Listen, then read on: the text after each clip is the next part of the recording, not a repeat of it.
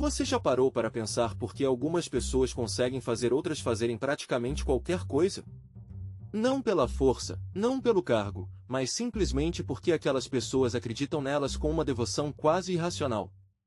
Hoje vamos entender o mecanismo exato por trás disso. Meu nome é Daniel e nos últimos 2 anos estudei 5 líderes corporativos brasileiros que geravam esse tipo de lealdade extrema em seus times. O que descobri foi perturbador. Todos eles usavam o mesmo padrão, a mesma sequência psicológica para criar seguidores verdadeiramente devotados. E isso não é coincidência. É ciência. Antes de começar, preciso ser claro, este vídeo não é sobre julgar se isso é bom ou ruim. É sobre entender como funciona. Porque uma vez que você entende o mecanismo, você consegue identificá-lo, seja para proteger-se dele ou para usá-lo de forma ética. Vamos lá. O primeiro dado que você precisa saber é este. Em 2019, a Universidade de Stanford fez uma pesquisa sobre lealdade organizacional.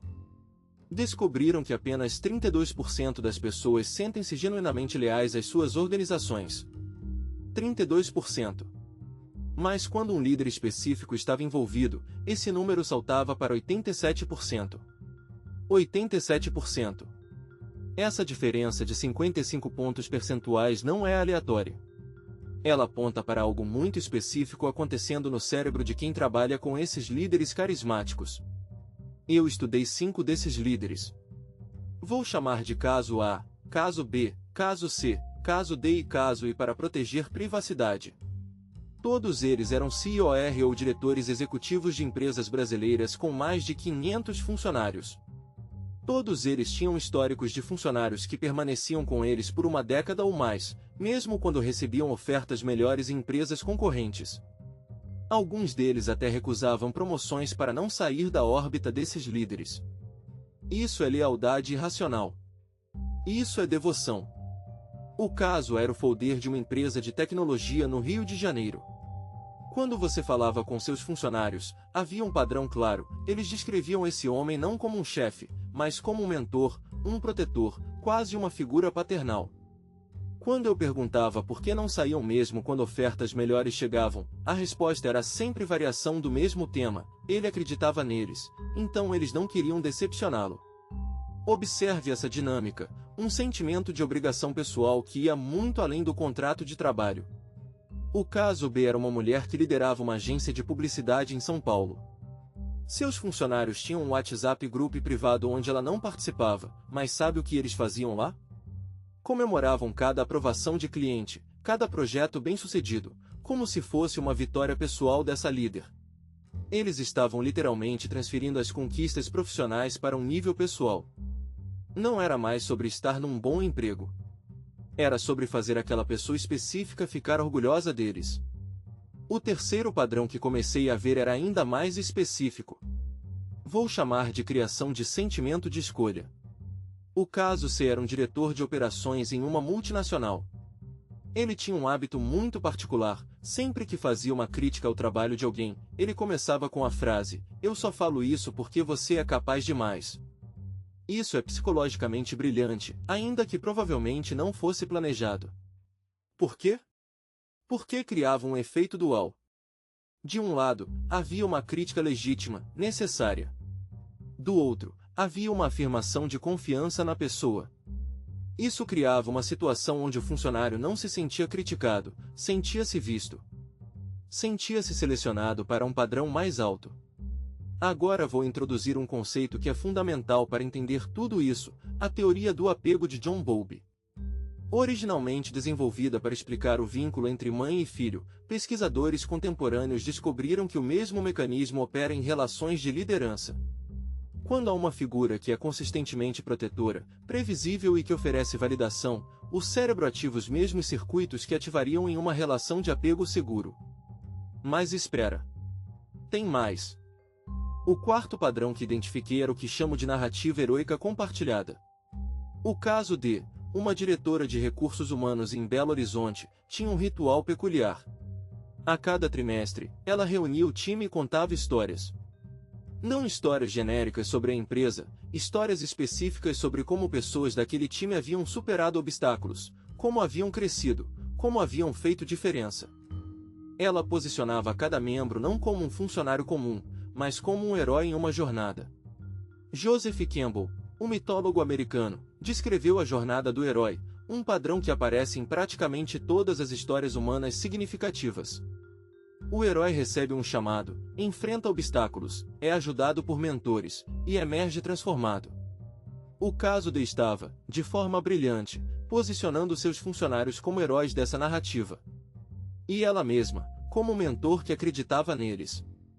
Isso é profundamente motivador porque toca em um aspecto fundamental da psicologia humana. Queremos acreditar que nossas vidas importam, que fazemos diferença. O quinto padrão era talvez o mais perigoso, porque era o mais sutil. Vou chamar de vulnerabilidade estratégica. O caso, um CEO de uma distribuidora no Paraná, tinha o hábito de, ocasionalmente, compartilhar seus próprios medos e inseguranças com seu time. Não de forma constante, mas em momentos cuidadosamente escolhidos. Ele falava sobre noites que não dormia preocupado com a empresa. Sobre decisões que o atormentavam. Sobre momentos em que se sentia inadequado para o cargo. Agora, isso é inteligente psicologicamente por uma razão específica: criar vulnerabilidade estabelece reciprocidade.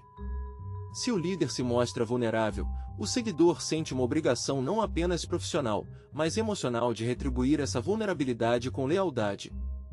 É como se fosse um pacto não dito: você compartilhou suas inseguranças comigo, então agora eu preciso estar aqui para você.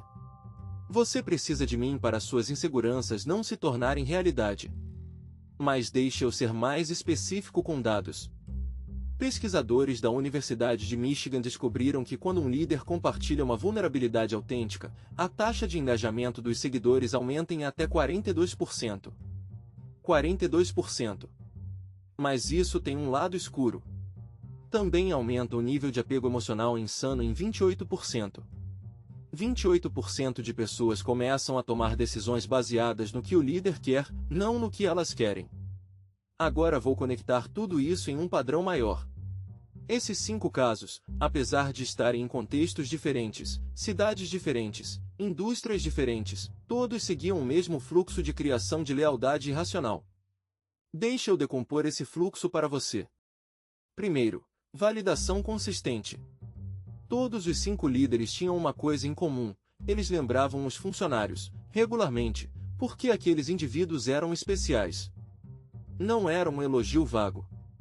Era algo muito específico. O caso a recordava de uma apresentação que alguém havia feito 6 meses atrás e trazia isso de volta para demonstrar que ele tinha estado prestando atenção. O caso B deixava mensagens de voz para pessoas celebrando pequenas vitórias. Isso não era manipulação óbvia. Era simplesmente estar genuinamente atento. Mas o efeito psicológico era devastador em termos de criar lealdade. Segundo, criação de um grupo exclusivo. Esses líderes criavam um senso de que existia um grupo especial, e só pessoas escolhidas faziam parte dele. O caso C tinha reuniões privadas apenas com certos membros do time. O caso D criava projetos especiais onde só aqueles que demonstravam total dedicação eram convidados. Isso ativa um mecanismo psicológico que David Bass descreveu chamado signaling de status. Se você faz parte de um grupo exclusivo, isso significa que você é especial, que você foi escolhido. Terceiro, criação de ritmo de esperança. Todos os 5 tinham o hábito de criar grandes visões, grandes objetivos, e depois criar pequenas vitórias que levavam em direção a essas visões. É como o caso de que eu mencionei, histórias de heróis. Mas havia sempre uma meta futura. A empresa iria crescer, iria explorar novos mercados, iria mudar o mundo. E você estava sendo convidado a ser parte dessa mudança. Isso cria um estado que os psicólogos chamam de esperança ativa. Você não está apenas trabalhando em uma empresa.